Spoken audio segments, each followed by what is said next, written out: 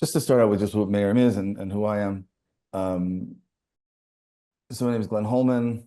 My family and I started this organization called Mayrim in about 2000 and the original Mayrim, before it had a name, before it had a title, started out. Our journey started out in 1998 when our daughter Nechama became sick.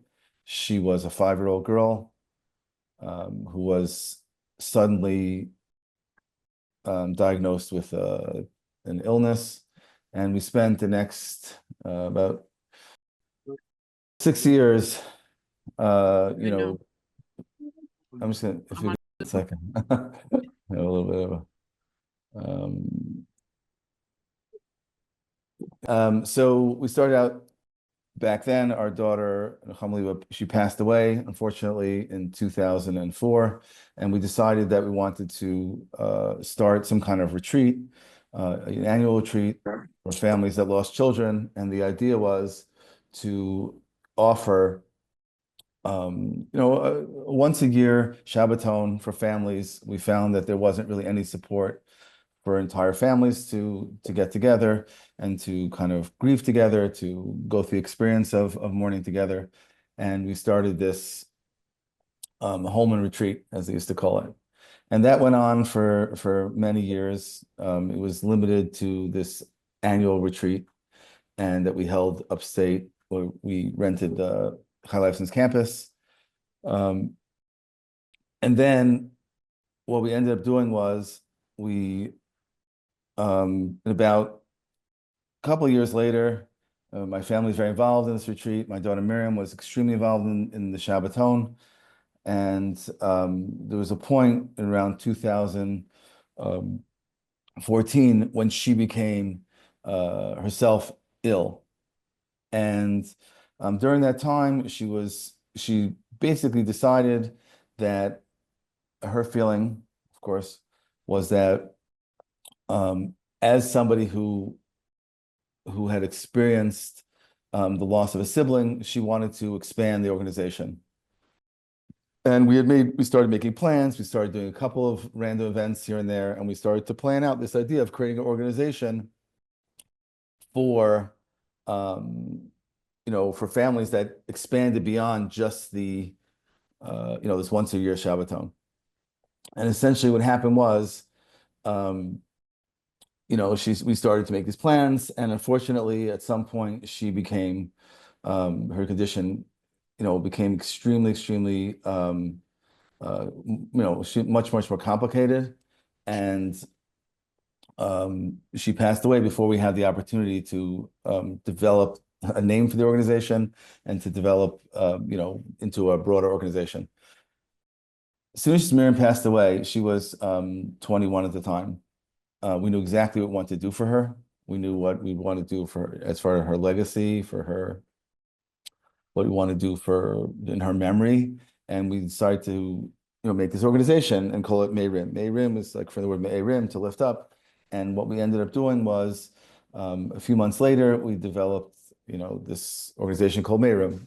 It's expanded now into multiple, we call them branches or regions. They're across New York, across New Jersey, and Eretz Yisrael. And the idea was, similar to what our original plan was and our original intention, which was to provide a safe space for families to grieve together, to share together. There's this feeling, and I think it's pretty universal, that like, who couldn't really understand us if not for someone who experienced it, a similar type of loss themselves. And there was a feeling that the only people who could have a sense of our grieving was people who had that experience. And Mayrim, developed. We now have, events. I mean, in December we had 6 events in one day. There was, several other events that are in different kinds of initiatives that we're doing. Some things, types of things we do is, get-togethers for moms, or we just did a breath work, we do art therapy, we do some just get-togethers, jewelry making, paint night. or there's a mentoring program that we're about to launch. There are many different types of programs in addition to the annual retreat which we have, which is of course something we do usually around in the fall, in the late fall or winter, like November, December time. We had 250 plus attendees, and that includes entire families. Just to give a little bit background about my professional background, besides my personal losses that I've experienced, I'm a LCSW. I'm a licensed clinical social worker. I specialize in grief and in trauma. I'm an EMDR therapist, if you know what that kind of modality is, and work with all kinds of other adults who have experienced a variety of things, from anything from loss to trauma to any of the standard depression and anxiety and this type of things. So I work within that with my private practice, and spend quite a bit of time working with Mayrim. I think just by way of introduction to sharing journeys. So Nechama and Menachem approached me, and they said that one of the things that's so interesting about grief, besides the idea that every grief journey is so individual, it's so unique, like the faces of a person, as they say. Everybody has their own unique journey. I've been doing this for many years. I actually met Sherry Mandel recently, and she was saying that between the two of us, we probably know everybody, unfortunately, who's the Rolodex of people who've had losses is pretty significant, probably unique in the world. And we both sort of said this idea that every grief journey is so unique. There'll be similar patterns, and there'll be similar, even when you have a family, right? A mother, a father, they're both parents to the same child, and yet their grief journey could look so different. It could be so unique. And because of that, that could be a source of, recognizing that is helpful in many ways, and something we could talk about a little bit later. At the same time, there is some common themes and things that we'll see. Of course, I'm sure people are familiar with the 5 stages of grief, which I have a lot to say on.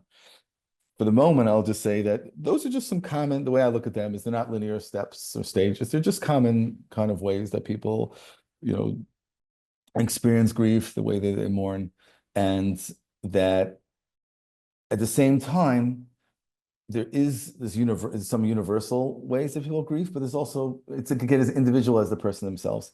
At the same time, what we found was that there can also be, like when we do the retreat, everybody's there from every type of tragedy. One's worse than the next, I can tell you. And I've never been one who found benefit in comparing tragedies. At the same time, I could say that there are different types of tragedies, and within each type of loss, you can find that there will be some components that are different for loss of an illness versus accidental loss. Something like a car accident, or I'm not going to say every example, but a car accident, and then you find other types of differences, right? It's so interesting when we do the seating. One of the most complicated parts of the retreat is the seating. We try to put together couples. I would say it's almost like an app. We almost made this joke. We need like an app of like all the different attributes or things that we look for when we're doing the seating. It really takes us, and my wife especially, takes her days, literally 40 hours and just in the seating. And the reason that we do that is because we're looking at, the things that we look at are, what was the type of loss? What was the age of the person who passed away? How long ago was the loss? We look at also, sometimes we'll look hashkafically, people who are similar hashkafically, and just there's a litany of, I think we had like 20, maybe 15 to 20 different things we look at. The other things are like, the siblings, right? What was it like? Are they brothers, are they sisters, are they older, are they younger? Things like that. One of the things we did find, and we try, even though there's a lot of limitations to do, and I wish I had the capacity to take every single, what we call subgroup, and take every single subgroup and be able to put them into their own kind of niche group. So Nechama and Menachem said this, and they'll share their story, which is I give them so much credit. I'm very inspired. They're two very incredibly inspiring people. Just to segue for a second into that. Two incredibly inspiring people who work so hard on themselves, have been through so much, and it takes a lot of courage, a lot of strength to be able to share a journey, to share what what they've experienced. And they said, what if we were to start to create these subgroups, right? One with this subgroup of, I would call accidental death, and they'll share their specific journey. But for example, someone who lost a young child to a car accident would be something that, taking and trying to identify subgroups that would be able to not only have those universal common themes, however, also within the subgroup to see what are the characteristics or common things that we see specific to that type of group. And that's something that we'll talk about a little bit afterwards. So without further ado, I want to just take this opportunity to introduce them, and then we'll be sending out after this some other like opportunities within these mini communities, things like a WhatsApp group or things like a it was a very specific group, to talk about the different events that we'll be doing, to talk about different things that we'll be doing.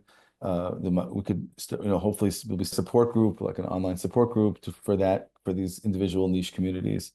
And I think that's something that people will benefit considerably from. So without further ado, let me introduce and hand the mic over to Nechama and Menachem Tauber.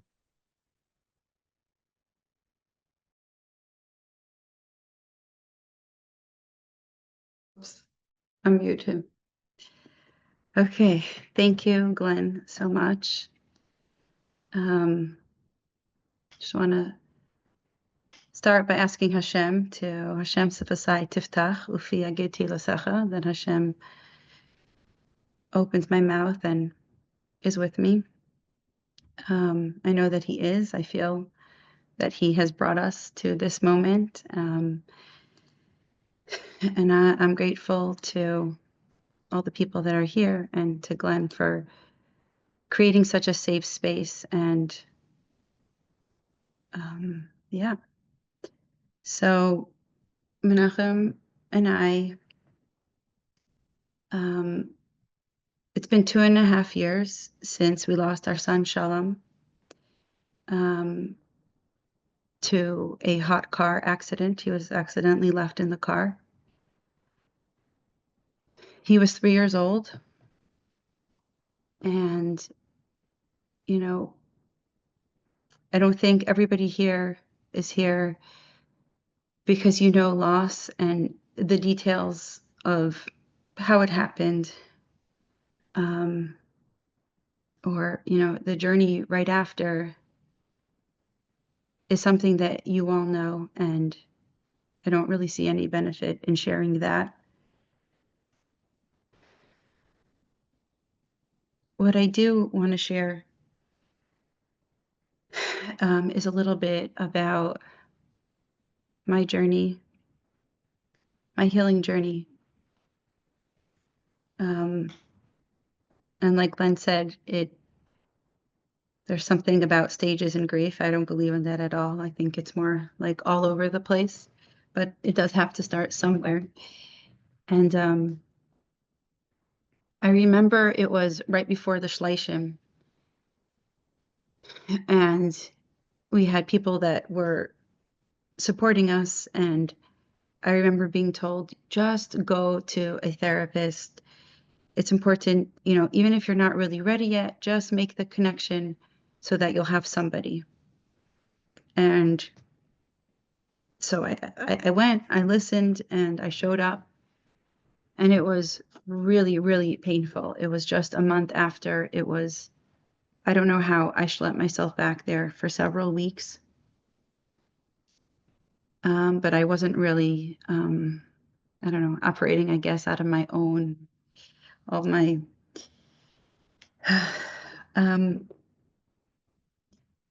and I really didn't, I didn't feel like it was helpful. It was pretty torturous, actually. And it really wasn't a good fit for me. And now looking back, I see how it was an amazing fit because it led me to my next step. What I remember happening was it was in the early months, and the pain was excruciating. It was so much. I I remember thinking that, and we were told by the experts that everybody grieves differently, and my husband and I began to kind of accept that, and we were each grieving in our own way. I remember I remember in the first moments that as the tragedy unfolded and throughout the beginning stage, my mind always knew that it could have been me and that I didn't blame my husband. And I even felt it very deeply. I felt like somehow he had accepted some kind of kitrug and accepted it upon himself, and he didn't want me to have this additional part of the grief. But that was all mostly in my mind. But my body and my heart were not really expressing that. And it was hard for me to connect with my husband. It was hard for me to be there for our other 8 children, but I was pushing myself. I'm going to do this. I'm going to just carry on one foot in front of the other for our children. And I remember one of my, I guess, teenagers at the time got into a fight with one of his siblings, and he got really upset. And he said, I hate him. I hate him. I wish he was dead. I wish he wasn't alive. That really pushed a button in me. Thinking back, it makes sense that in grief, a child who just lost their sibling can feel this is so not fair. Why did I have to lose my cute little 3-year-old brother? And this is so annoying. But in the moment, I was so mad at him. I erupted with rage like a volcano, and I screamed at him and I said, how dare you say that? You just buried your brother. How could you talk like that? And he didn't know what hit him. He ran out of the house. Thank God my husband ran after him and supported him. But I was just in the kitchen falling apart. It's like, who am I fooling? I said, I'm going to be here for the kids. I'm going to live for them. I'm going to carry on. What kind of mother am I? I'm a monster. And then I thought, no, like my kids don't need a mother like me. This is who I am. And it became hard to breathe. I really feared that I was having suicidal thoughts. And it was so frightening. And I remember thinking, okay, this is why I have a therapist. I'm going to bring this to her and she'll be able to support me. And so even though I felt like I had hit rock bottom, I brought it to her shortly after, and I shared this vulnerable story with her. And what she what it felt like to me was that she began giving me parenting advice. And it was just so hurtful. Like, do you get what I just shared with you? I'm feeling I have these thoughts. What's wrong with me? I didn't go back to her. I couldn't. And now I realized that there was a lower rock bottom than rock bottom. I really hit rock bottom, which was truly the gift because it was this happened before Yom Kippur. And I remember feeling like this Yom Kippur, I need to be in shul and I need to have a conversation with Hashem. And I felt like I had the chutzpah. I had the desire to talk to Hashem and say, this year I don't need to ask forgiveness. Hashem, you need to ask forgiveness for me. You are the one that allowed this to happen. How could you? How could you do this to us? And that's really how I was approaching Yom Kippur. And I arranged for housekeeper and play dates, and I just really felt pulled to be in shul for all 5 of the tefillos. And it was a really, really intense davening. I really just let out so much pain and anger at Hashem. And I remember during Unasana Taikef really falling apart and thinking, so, over 3 years ago, 4 years ago, you, Hashem, decided that Shalom will be born. You knew this all along. You planned all of this. And you also allowed him to die, and just all the different types of death that we say in Unisana Taika for going in my head, and I couldn't figure out which category Hashem had chosen. It felt like it fell under so many, and I was so broken. And I remember by the time it was time to walk home for the break, and I remember feeling this little sense of relief. It felt so good to have let this out. Just felt a little more space in my heart. And I remember when I came home for the break, I didn't even want to nap. I was looking for some inspiration or something. And I happened to open up a Neshei Chabad newsletter. It was even an old article. And in it, there were letters to the editor. And there was a woman who had written to the editor, and it had described her as a nature coach, a life coach, and it just had her name. And suddenly a light bulb had gone off in my head, because her name is Chaisar Gurevich, and I'd recently, before losing Shalom, a few months before, she was on a panel speaking about loss, and she had lost her husband during COVID, and she was local, and here she's a coach, and just something about it, I was just in this space of um, searching for something.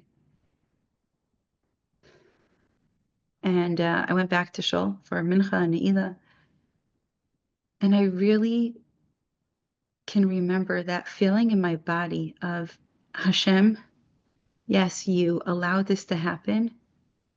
And if I believe that you allowed this to happen, I also believe that you can support me, that you and only you can send me people that are good for me and that can support me, because I can't do this alone. I need help.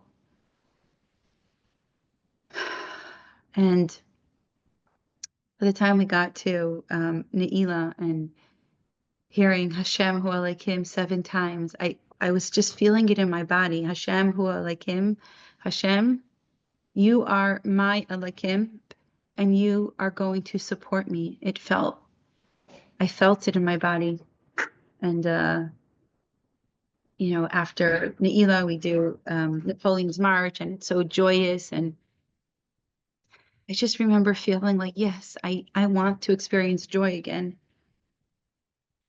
And that Yom Kippur was really, really the beginning of my healing. Chaisara was Hashem's shliach in holding space for me, in being able to hold space for the pain and the grief and the trauma that I didn't think I could ever face. And truthfully, I couldn't. And now looking back, the words that we all have heard so many times during Shiva, Hamakayim Menachem Eschem, Hamakayim, space. If I could think of what was the most, the healing in my journey, it was the space. It was the space that other people held for me when I couldn't hold it. It was the space that they allowed me to face what I was ready to face. And then it became the space that I can hold for myself when I want, or when it comes up, and I can hold space for myself too. And that has really, really been a gift. What she also did for me is she gently brought me to an awareness of just taking the next best step, not figuring it all out. And slowly I started seeing things as they would come up, as with curiosity, with is this Hashem? Just like Hashem sent me this coach to support me, maybe this is another opportunity. And so when she invited me to a weekend retreat with other women, I felt safe to attend. And then I connected with other women. And then I began to go to weekly check-ins from this work. And then other things just kept popping up. And each one I was able to check in with myself and be curious. Is this supportive? Is this not? And each one, even if it was a no, I always felt Hashem in every one of those moments, because he was showing me something. Either it was an opportunity to actually, open up something new, or to an opportunity for me to look at something and keep myself safe and not go there yet. Um, and that's how I ended up by the Mayrim retreat, because I was open to it. It was when I was ready for it. We just went this past year. It took me a long time to be able to, that I would ever be able to connect with others and share, and how can I hold space for other people's losses? And I wasn't ready. But when I was ready, the opportunity came up, and I had a push to go, and it worked out.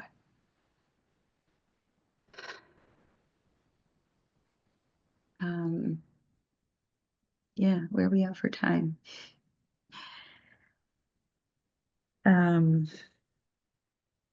Yeah, and that's really what I feel so strongly right now in this moment also, of, the fact that so much of my healing was actually in a group setting with I've been on these weekly check-ins for 2 years. It was more inner child work.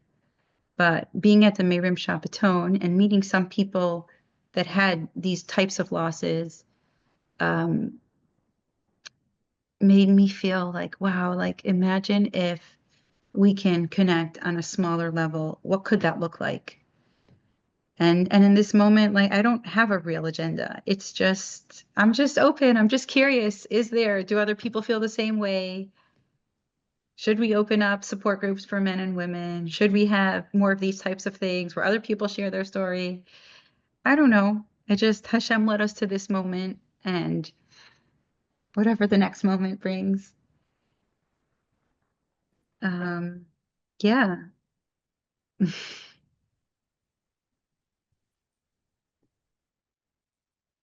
Thank you, Nechama, for sharing about your journey. It's so raw, and Yeah, I love that you're able to bring in so many different pieces of your journey and what you're, of your experience. There's like just like whenever we have it, when there's a loss, there's so many parts. There's the spiritual part, there's the emotional part, of course, there's the mental part, the financial part.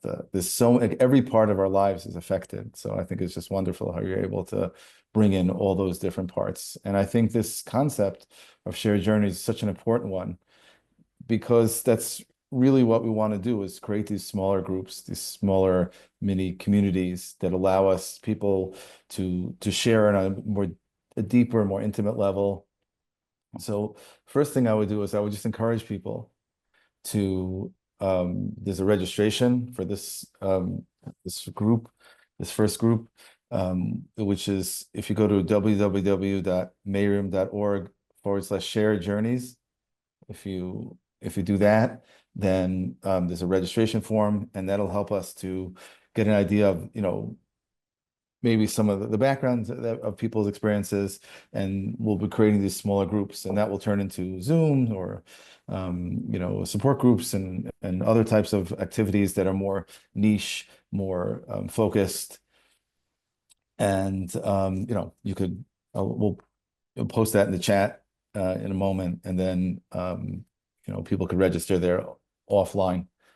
As far as the Q&A portion, what I'll ask people to do is if they want, they could just either raise their hands, so to speak, on this, or you can, whoever wants to, could just post into the Zoom chat, and then I'll just start off with a few of my own very common questions, but definitely if you want to help me out, ask your questions. So, live here, it just makes life a lot easier for me than having to come up with my own questions. The first thing I want to address is just this idea that we've talked about because we mentioned it, the stages of grief. And David Kessler writes in his book, a great book called Making Meaning, which is the sixth stage.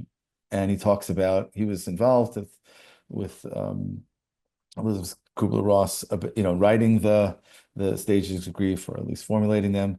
And he said, there was some regret on his part about how people have misinterpreted it to be this linear process, how it's just like these, the five stages, and that is what it is. And people are like, it's very confusing because people will say something like, I don't understand. I was in this stage, and now I'm in, I was in stage 2, right? And now I'm in stage 3, and now I'm back to stage 2. What's going on? What's wrong with me? Why am I having this out of order? Or people will say, I started with stage, the first stage, and I went to the third stage, and I skipped stage 2. What does that mean for me? Like, what happened to my stage 2? Or people will say that, they went, besides the wrong order and they're skipping stages, they'll say, well, I'm not experiencing any of these. What's wrong with me? Or I'm experiencing something else down the list. What does that mean? And I think, what Nechama had mentioned, which is so interesting. I saw somebody I can't show you a visual, but they were saying the stage of grief was just lines all over the place of just this, scribble. So look, when you look at a young child who draws a scribble scrabble, that's really what the stages look like. It doesn't follow any particular pattern. It doesn't follow an exact, formulated, very clear path. It's messy. Grief, especially when it comes to loss of a child, is really, really messy, and it can be, it's something that I obviously I wouldn't wish on anybody. However, I think that when we talk about the uniqueness of grieving, the uniqueness of how everybody will go through their process and how different it'll be for each person. And I think that's so important for people to remember it. You're not, this is not formulaic. This is not a special, like a very specific formula that people have to follow. If you don't find it, you don't follow that, it's okay. There's no specific formula that people have to follow. There's no exact formula that people have to, go through this stage and that stage. Whatever, everyone's going to be different. And I think it's just so interesting. One of the most fascinating things, and you'll see that, is that people within, let's say, a couple, couples will grieve very differently also. And that works really nicely to accept that have my own process, and someone else has their process. That works great. That works really wonderfully. And then what happens is when you have a family, right? You have parents, uh, sometimes you have siblings, and everybody, you have this whole group of people who are all not only mourning differently. What starts to happen in some families that they're mourning in ways that conflict with one another. So if you think about the concept of hanging up pictures on the wall or cleaning out your deceased child's stuff, should we get rid of it? Should we clean out their room? Is it time to start packing up their stuff or giving it away? Or what if another child wants to wear some clothes from their sibling who passed away? What if the child wants to and the mom doesn't want it because she's not ready? What if dad wants to hang up pictures but mom doesn't? What if one child doesn't want to talk about it because that's part of their process, but the father, or the mother, or another kid does want to talk about it? What happens then? So these challenges come up often, and navigating them is not a straight line. It's not a simple answer. I think as general advice or guidance is to recognize, and this is good in any type of relationship, to recognize how we work, what works for us, and also be able to recognize that not only one, someone else in the family might work differently, and the fact that they work differently, not only can we be okay to acknowledge, at least in our hearts and our minds, that they're different, but also to allow people to work the way they work. And if we attempt to impose on another family member to grieve the way we are, like it's not right. You can't do that, or you have to talk about it, or you can't not talk about it, or how can we forget, or the two pictures have to come down, the pictures have to go up. All of those types of things need to be handled with care and with respect, but also with a great sense of empathy. And it's hard for us. It's hard at times when we're feeling overwhelmed to be empathetic to how other people how they work and how they grieve when it conflicts with the way we are. And navigating those conversations, understanding them, recognizing what our own triggers are and what the triggers are of our partners or other family members is crucial to be able to have harmony in the home. Because one of the things that makes life really difficult is when you don't have that. When you have, not only have you had this terrible loss and the trauma of all that to add into the mix. Now, when there's not shalom bias, when people are getting pushed to mourn a certain way, it just makes things that much harder. Can I just share a little bit, Glenn, about that, which, for us in our experience, in the beginning, that was really helpful to just recognize it, and that was enough. But it came to a point where I felt like it was really driving us apart because it was like, okay, everyone agrees differently. So you do your thing, I'll do my thing. And there wasn't room for, it wasn't working for us. Right? Because like I shared, I think I said that part. I skipped some of what I was gonna say, but it was just like I couldn't even grieve because I knew I was triggering him. I knew that I felt so much more, and it just wasn't working after a while to just let him grieve his way and me grieve my way. It wasn't working for us. And No, truth be told, I wasn't really grieving in the beginning. what do you And mean? every time I was frozen. And when you were grieving, I was feeling guilt. It wasn't, so therefore I wasn't grieving with you. Even if two people grieve differently, they're still grieving the same child and they're still grieving together.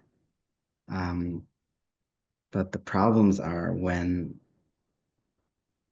one is blocking their feelings and not allowing themselves to grieve, or not grieving properly, or not grieving healthily. I don't know if that's a word.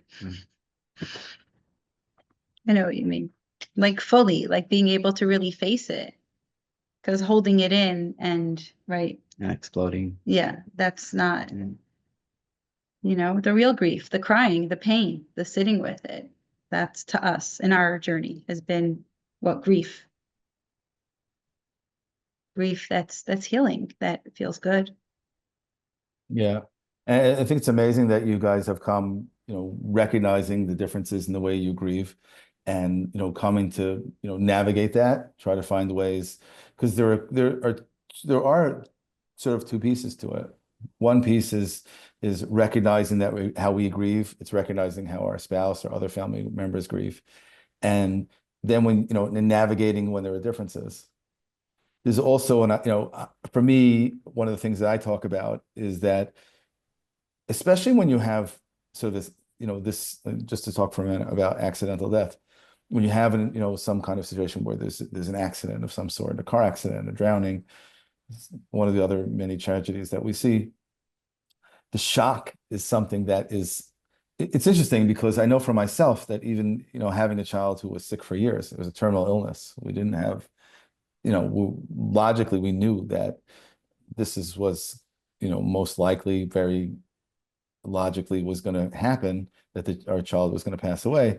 There's still a sense of shock, even when like the child is sitting there on a respirator, last moments, and it still becomes a shock because it is unnatural. At the same time, clearly, when there's an accidental death, the level of shock, the level of the trauma piece is profound, and it's much, it's a big piece of it.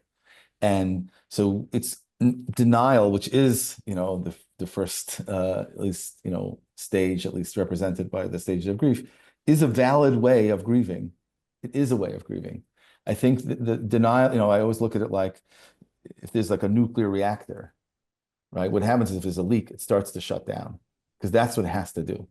So denial can be a healthy part of grieving. And sometimes that's what we got. Sometimes it's the best that we can do in the moment. So we have to, I believe, allow ourselves that at different times there is benefits. I saw online, there was a woman had some kind of condition, which I don't know the name of it, and that she never forgot anything.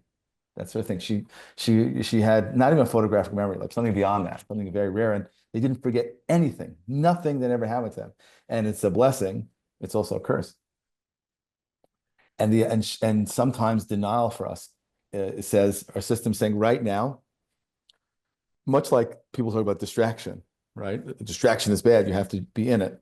I think for myself, I think there could be space for both. There could be times when, there is a place for denial. All denial. There's a space for being distracted. And if we didn't do that, some of us would be very ineffective as people. We wouldn't be surviving. We wouldn't be able to be the parents that we want to be, the spouse that we want to be, the employee that we want to be, the Jew we want to be. Without that, being invested in that all the time would probably make us not really great or successful people. So I think that, denial there is a space for it. What does happen sometimes that and so I think what happens is the next piece of that is called, okay, great. So you have people who are mourning differently, but how do we make space for grief? And something that I talk about a lot. There's a book coming out pretty soon. With Mayrim wrote a book on child loss together. We wrote, I worked together with her on that, and will be coming out within the next few months. And talking about making space for grief there's quite a bit of space dedicated to that, about making space. And what's that? Space for space. Space for space. Right. Space for space also is part of that, right? Making space is an important piece. So I think that there is it's legitimate for us to be like, I have people right after a loss, like they're in total denial. And I'm not saying that's the only time denial is appropriate, because I think it's okay. I think there really is okay. What does start to happen if the person is in denial all the time and it starts to what I call leak out, where it's what I call like the cracks in the foundation and just it's leaking out. And then there's a lot, there's discussion about how to manage that. So I just want to make a point of that. And I think one of the things that when you talk about accidental death, just to go back to the original piece, is just that shock, that initial shock, and the trauma of it. The trauma of being like people, when we're walking down the street, people will see us who have had a loss of any sort, and they cross the street. And the way I understand that, the way I interpret that, is that people look at us, and when they got up when they get up in the morning, basically they have an idea of how their day is supposed to go, right? They have an idea of what's supposed to happen, a certain expectation. It's like, because I'm old, right? When you pick up the phone, there's gonna be a dial tone. There's certain things that happen, right? I press this button, and my phone's gonna go on. When I turn the light switch, the light's gonna go on. When I turn it down, the light's gonna go off. And because something has happened in our lives that has totally disrupted that expectation about how the world works, totally disrupted that expectation of how our day's gonna go and what safety we have and what control we have in the world. And those things just went out the window. So when people walk down the street and they see someone who's had a loss of a child, it's scary to them. Now, if someone has had this accidental death, well, when their child got on the bus in the morning and went to school, right? They said, "What time is this child coming home?" 4 o'clock. What do you mean, what time? My child coming home. People don't talk about, well, God willing, they'll come home at 4 o'clock. It's just an expectation. And when there's been a tragic accident, then that has been totally disruptive to that. And our systems work the same way. There is a severe traumatic component that is very common, I would say. I hate to use the word always or say that something is every time, but extremely common, the shock that is traumatic. And in that moment, people will shut down sometimes. They will be in total denial. Other people will be completely overwhelmed, completely overwhelmed, screaming, crying, which is acceptable, which is a normal reaction. It's our system is being tested in a way that it wasn't prepared for. It's being tested in a way that I wouldn't say we're not built for. I like to believe that there's a sense of resilience to people, but in that moment, certainly, that's something that how should we react? Sometimes I'll have people will talk to me and they'll say, other therapists will ask about especially trauma therapists. Okay, so this person had this kind of loss. What should we want to help them fix them. I was like, how should they what's the normal reaction to someone who's lost a young child to a tragic accident? What's the normal reaction? What would you expect them to be? What would you expect them? How would you expect them to react? And there is no specific way that we could say this is a total disruption to the system. So whatever people react, that's why you see, I was watching these hostages who are being who were coming in yesterday. I was watching the reactions. First of all, they're probably under some of them. They've been proven to be under the influence of drugs. It's something that the terrorists do. They give them drugs to make them appear as if they're not quite as traumatized as they appear to be. So they see them smiling. Of course, there is a happiness to it. I'm not taking away from that. But some of that is it's just some of that is under the influence of narcotics. In addition to that, they're coming from this total shock. There's a total shock to the system. They're coming from here to there. How should they react? How should somebody react? I was talking to someone earlier today who was very familiar with some of the previously released hostages, and they were saying, of course, when they're coming in, they're giving a hug and they're so happy. There's a lot going on for them that, as one would expect, even though you don't necessarily see it on the screen. So total shock, total denial is something that we see and we expect. Now, when people talk about therapists, should I go to therapy, not go to therapy? It's not a simple yes or no. I think that it's going to be unique for the situation. It's going to be unique for the person. Generally, as we look to that question, the way I was always taught, we kind of look at functioning, right? Is the person functioning in work, relationships, and school, and how that's affecting their relationships? So one of we'll look at how is it affecting your relationships? How is it affecting your ability to function in your job and your school, whatever it is in your daily life? When there is this type of accident, I think at some point, right, I know a therapist who will not take anybody, as a client who had a child loss before 6 months.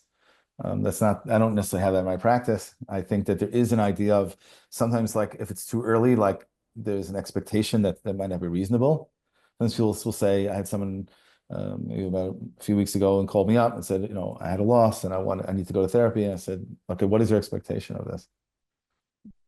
What is the expectation of the therapy? What's it going to do for you? Well, I'm really sad. Okay. And that's kind of expected, right? So what do you want to do with that? What are you hoping to gain from it? If you want me to talk, I said, if you want me to talk you out of your sadness, then I can't help you. If you want me to tell you that, you're broken and have to fix you, I can't help you. There are spaces to be able to help. I think, especially in this sort of circle of accidental death, there is a strong or commonly can be a traumatic, like I said, a traumatic component, and that's something that can be dealt with. Also, I'm not sure if in the first week that, I mean, you can deal with that in the first moment that it happened. There are therapies, again, talking about the hostage situations and 9/11, there were people certainly who, there are modalities and techniques, that are for people who had immediate, the immediate aftermath, like immediately. Sometimes you can help a person. There are techniques that we're aware of and that we use to help people in those situations. At the same time, some of it is just, there has to be a little bit of like they're right out of surgery, so to speak. Like right out of surgery, sometimes the body needs to recover. So I think everybody's going to be different as to what they need and what they don't need in terms of therapy.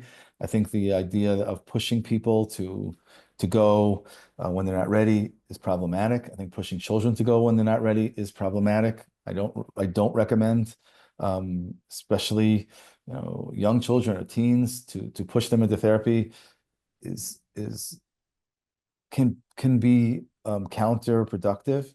Sometimes, like I say, in the best case scenario, a teen will sit there and it'll be a total waste of time if you're lucky. If you're unlucky, they'll have such a bad experience that when they're ready to go to therapy, they won't go because they had such a bad experience. So it's important to measure all the different parts of all the different pros and cons when you're talking about going to therapy after a loss. I do think that it is important at some point in this circle to strongly consider some kind of therapy at some point, especially when there's a traumatic piece. Like, we're not trying to talk them out of the grief. It's okay to be sad. It's normal to be sad. We're not trying to pathologize people and give them labels. I have people come in and, like along the lines of what we said, who will say, I'm very depressed. And I'll say, okay, or I don't know what's wrong with me. And I would say, you lost someone who you love. That's your diagnosis. You lost someone who's close to you. That's your diagnosis. And it's going to take time to heal and to get through and to process what's happened to you. At the same time, when there is trauma, and we don't have to go to every particular, right? Every story of every person here is one's worse than the next. Especially when children, if they were to discover their sibling or they will be involved with, in that initial moments of passing and the tragedy of that, it's something to look out for, especially with the other kids, and especially if they were what they're exposed to. It's important to look out for them and see how they're managing and how they're functioning. And fortunately, some of the trauma modalities, which I'm a big proponent of, working with a trauma therapist, something that I am a trauma therapist, so that's my bias. I'll put that out there. At the same time, I think it's important to work with someone who's trauma informed, and also, which is a big word now, everyone talks about trauma informed. I think you want to find someone who has expertise in it, who has understanding more than just trauma informed, but someone who actually has the knowledge and the expertise to be able to help someone, whether it be a child or ourselves as adults.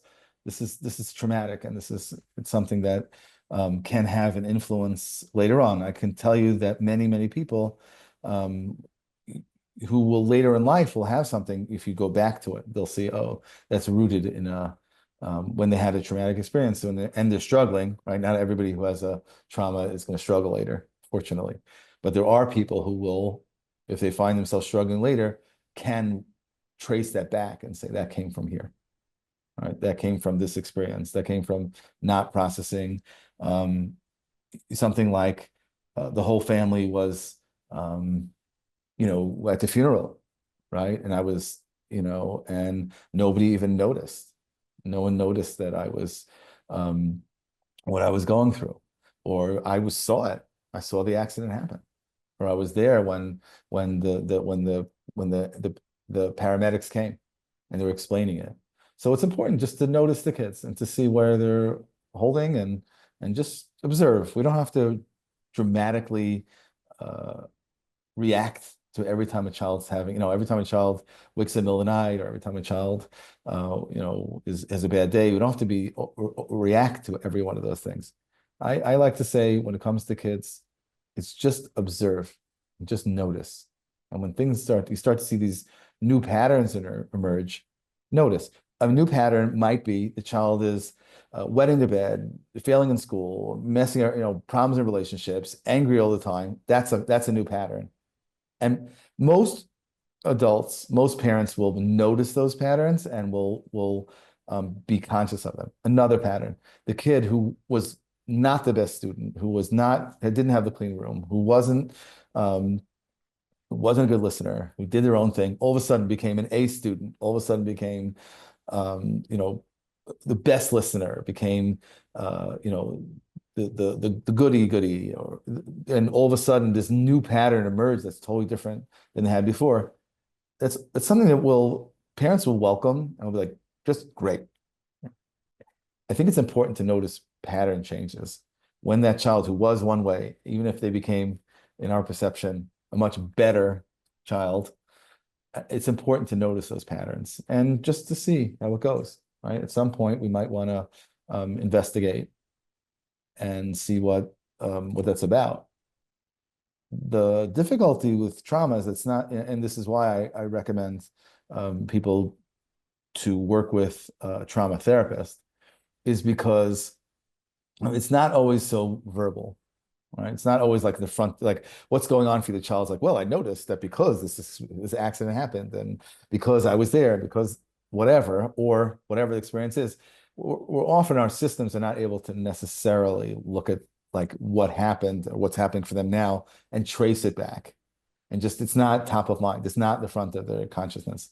So that's something to be aware of as we're, sometimes we'll send a child who had a significant trauma to a therapist who's not, doesn't have expertise, and they're talking for a while, and they won't necessarily, and this is true for adults, they won't necessarily get to the root of the problem.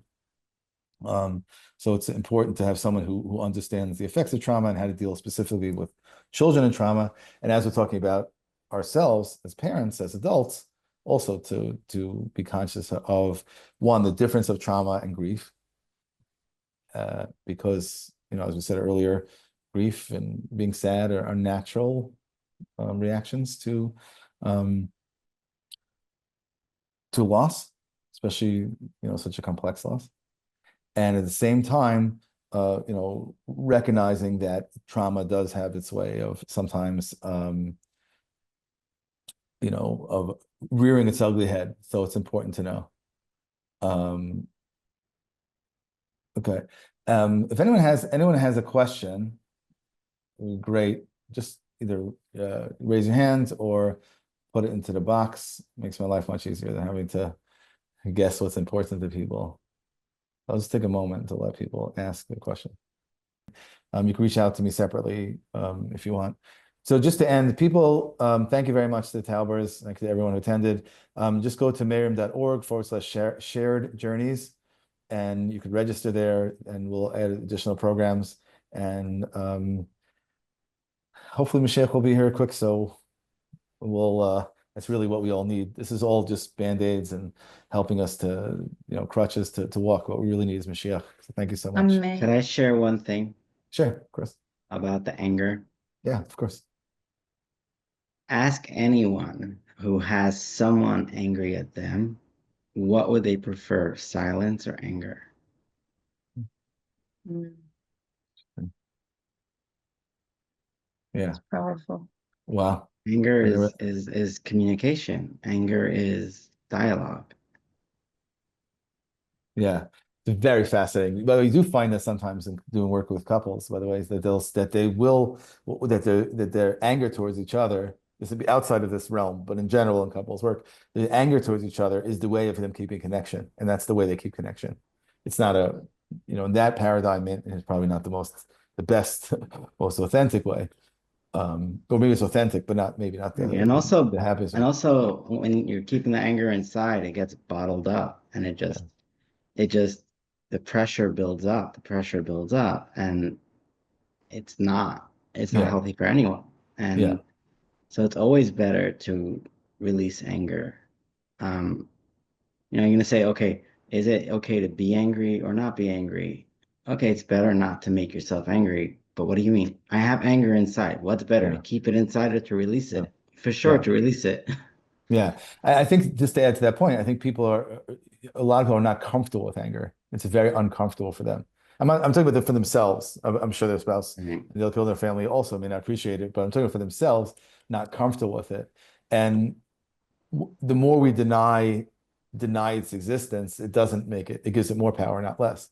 So right, I think there's a lot to be said for that. And when it is coming out in different ways, we talk about functioning. If there is anger coming out a lot in different ways, especially in the relationships, especially in the home, that is something to look at. I think that guidance of, well, how is it right, serving you is a really great right, question to ask, because right. it does, anger and anger is a very interesting topic. There's a lot to say about Right. it. Everyone thinks it's I a just bad want to thing. share one more thing. Can I share one more thing? Sure, great. That our turning point was when Nechama communicated her anger. And I was imagining more than she communicated, because when she wasn't communicating it, the monster was so much bigger for me. Mm, So I was overthinking her anger because she wasn't communicating it. Mhm. So it's always, no matter what, communication is always better, even if it sounds mm. Right now really I need to add something also. sure. Is that I feel like, until our body has an experience that this scary monster of anger comes up, and then our body knows that there was a release and there was a connection happened because of the anger, it won't know that it's safe to get angry. A weird Hanukkah saying this for her. But we get more used to it and we get safe to feel these humongous things, and it becomes safer each time. So my first experience, let's say, was that Yom Kippur with Hashem, because that was easier than to share it with my husband. And then I did it with a therapist, and then we did it together with her. And do you know what I'm saying? So it becomes, because slowly my body started feeling safe Acclimated. to the anger. Yeah. And, and Yeah. and what was under the anger? Love and connection, and we just want to be close again. And how do we get through this? It wasn't really anger. It was just so much steam. Yeah. Amazing. Yeah. And thank you for sharing that. And you're definitely our role models that we could look at and how much work you guys Thank have you done so together. It's much. amazing. So Thank you, thank you very Glenn. much. Thank you, Okay. everybody. Okay. Have a good night, Take care. everybody. Good Okay. night. Bye-bye.